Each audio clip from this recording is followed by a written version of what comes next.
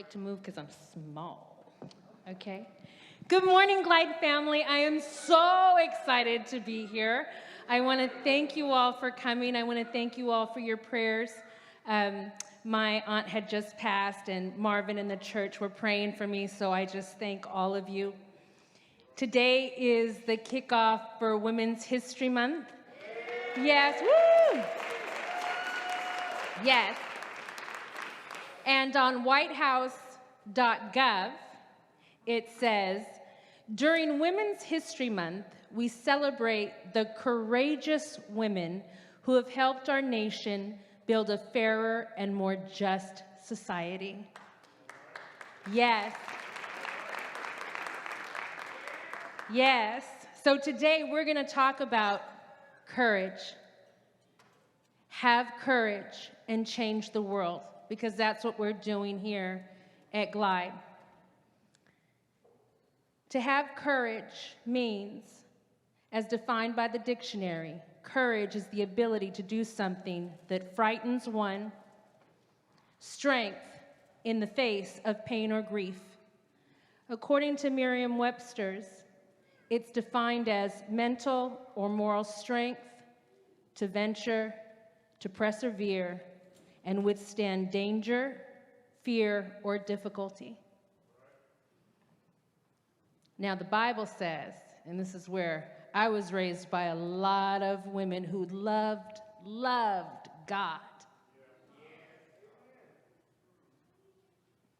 And these women experienced God. That's where their faith came. That's where their joy came.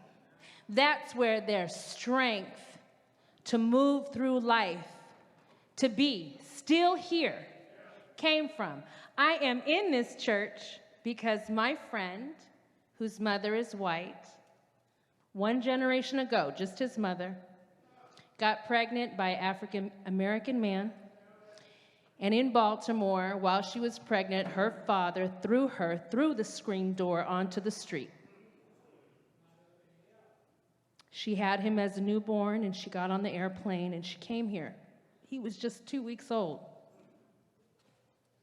To San Francisco. Right here where Cecil and Janice were fighting for the same thing. And he came to Glide, and he brought me here. And his daughter went to George Washington University and graduated. That woman, her strength to stand after her father threw her through the screen door is why we are here. Black folks, Latinos, Indigenous, they've been going through it and have been going through it. But all the white folks here with us, it was only one generation came here to create a fabric, to have courage in the face of adversity, to say, I don't agree with you. That hate is not right. I am not going to live that way. I am not going to discriminate. And here at Glide, this is holy ground, because let's talk about what God says. In Joshua 1:9, and I'm going to quote from the New King James Version because I like this version. God asks a question. Have I not commanded you? Be strong and of good courage. Do not be afraid, nor be dismayed. That means don't get depressed. Don't be down. You got to get it together inside. We got to be strong. We got to have courage. For the Lord your God is, not was, coulda, shoulda, woulda, is with you wherever you go. That's the women that I come from. Those are the women that have been courageous, who have changed things, who may not have had any sort of recognition, but they had courage. My grandmother is a little shorter than me, because I'm that old school short. Everyone always says that. Oh, you remind me of my grandmother. I was like, I know, I'm like in that under 5 foot short. But anyways, my grandmother was gorgeous, like Rita Hayworth. She was beautiful. Even when she first came here from Puerto Rico, work in the fields, she had jewelry on, if you see the picture. She didn't mess around. She had a lipstick on, picking peaches, whatever. But my grandmother, that's right, my grandmother married my grandfather, who was Norwegian. And none of his family wanted anything to do with us because we were Puerto Rican. And I remember we went to go see his brother because my grandmother loved her husband. And I was standing there, and his wife said to me, and my grandmother was deaf in one ear, she always smiled, never cracked. And that woman said, "You see your grandmother right there? That's Puerto Rican trash right there." And I was in disbelief, and my grandmother sat there with a smile, never cracked, wouldn't show nothing. And I said, "Grandma, aren't you going to say anything?" "Don't worry." And she just smiled, and she always posed. And her granddaughter is a great civil rights attorney.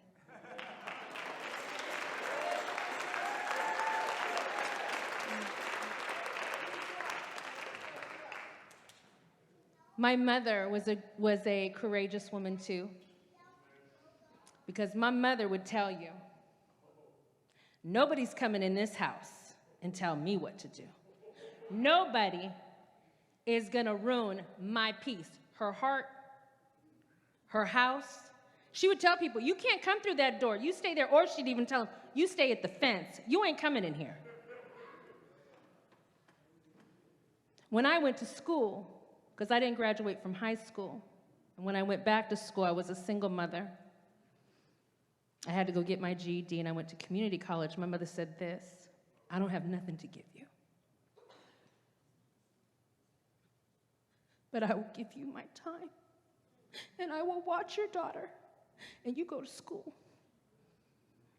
I went to school full-time. I worked full-time. I studied for 5 hours a night. I slept in sweats that didn't wrinkle because my mother watched my daughter. How many women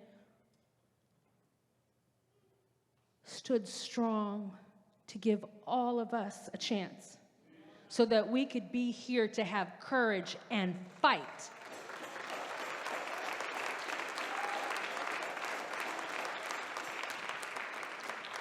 Now, my auntie just passed 2 weeks ago on Friday. Well, the funeral was. She didn't have any children. But my aunt would say, if you got it, give it. She helped everybody. She didn't have any kids. She was never married, but she was blessed.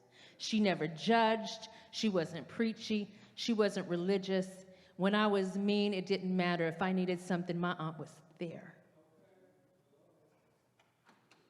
That's what God's talking about. Have courage. Because sometimes we don't even want to have courage to people who've been mean to us.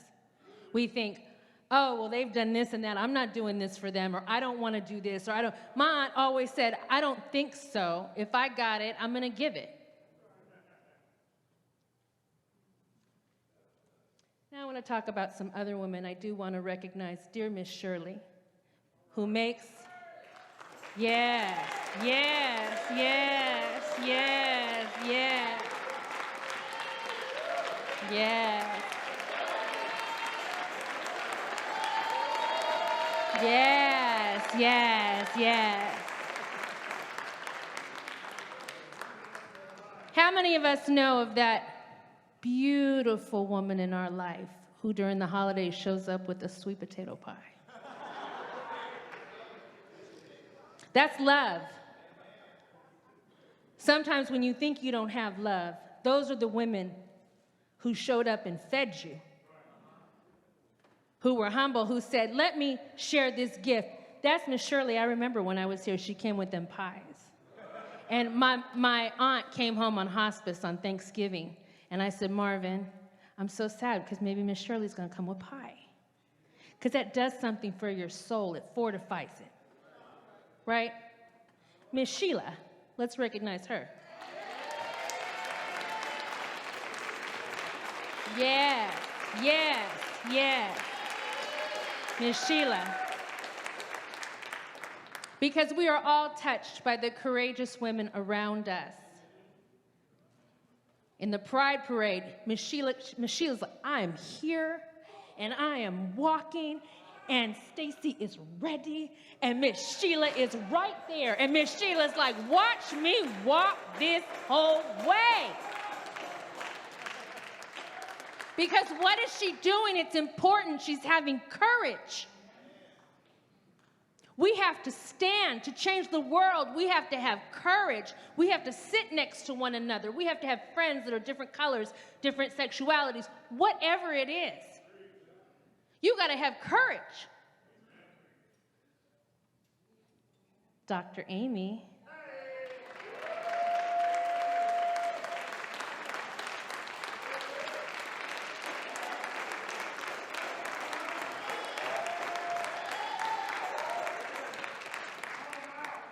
She's out here singing with Michelle and all of y'all. I can't talk about everybody, but I watch you. You have an impact. You don't even know. The fact that you come out here and I'm at home because I couldn't be here because my aunt was dying. It wasn't that I didn't want to be here, Glide family. It was that I had to tend to something. I had to have courage. I had to quit my job and take care of my people. We got to take care of our people. And I would look for Dr. Amy. See, Miss Amy, I was going back there. Dr. Amy. And she'd step out here and she'd sing. And she gave me hope. And Michelle gave me hope. And there's so many women here. Paula, who always stands and tends, yes. Because you know what you're not going to do on Paula's watch? You are not going to tarnish Cecil and Janice's legacy. Paula will not. Paula is there, making sure behind the scenes that this here, right here, is holy ground, and that we're growing something, that we're continuing, that we're going out in the street because of what Cecil and Janet, like I said, it was one generation ago. The person who brought me here, his mother was thrown through the door onto the street. That's what we have to do. Now I want to talk about some women in my life who are extraordinary. Mother Hudson, when I was down and I didn't think I could get through school because I didn't know grammar, because I had substandard education. When they talk about everything is created equal and we get to the same starting line, they are wrong because of systemic racism and discrimination.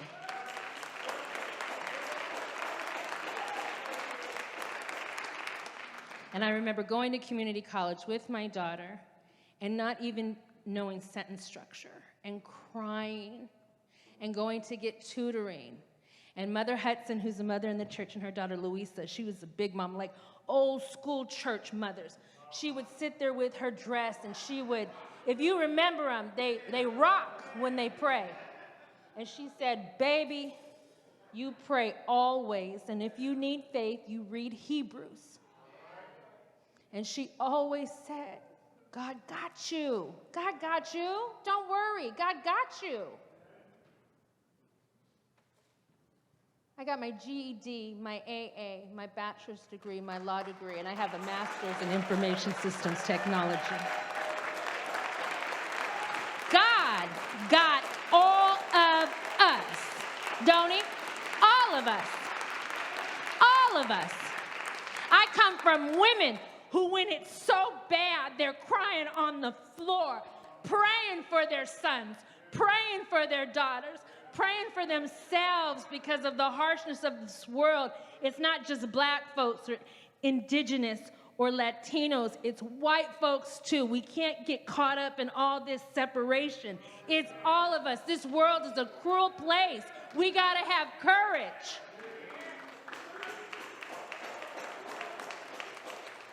Now I want to talk about my spiritual godmother. She loves everybody. Her name is Dr. Angela Curiali, and she is as Italian as they come.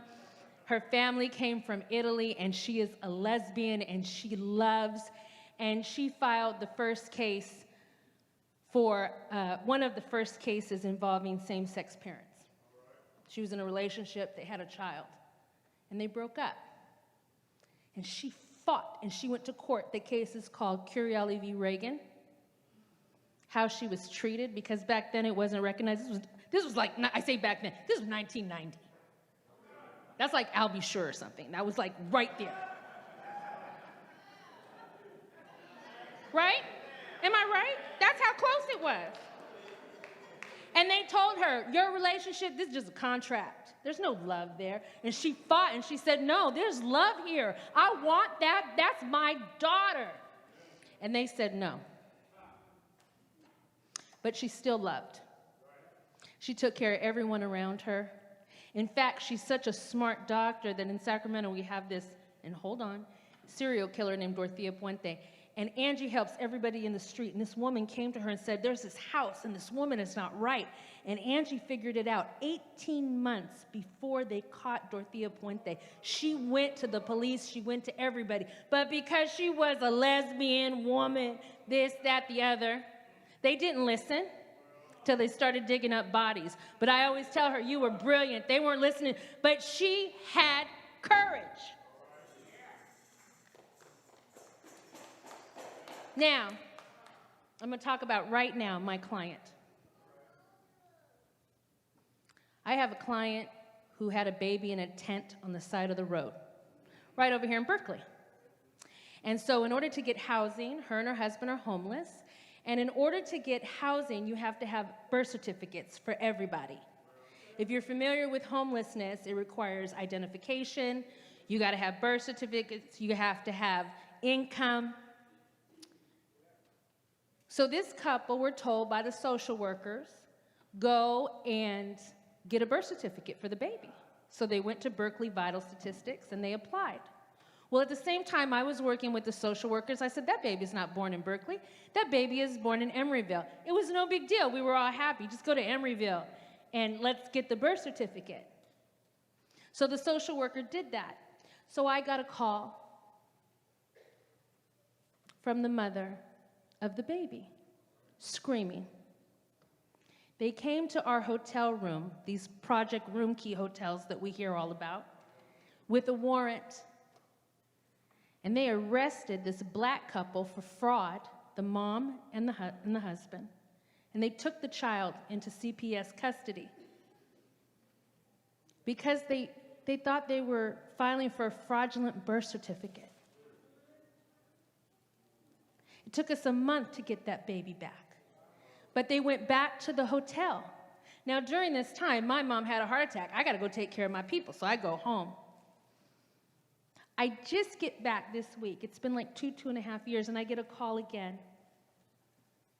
They're still back at the same Project Room Key Hotel, and that mama, she stays watch over her baby. It's been 2 years. She never leaves that room with that little baby. She has severe lupus on top of all of this, and she calls me. She says, Andrea, they took the baby again.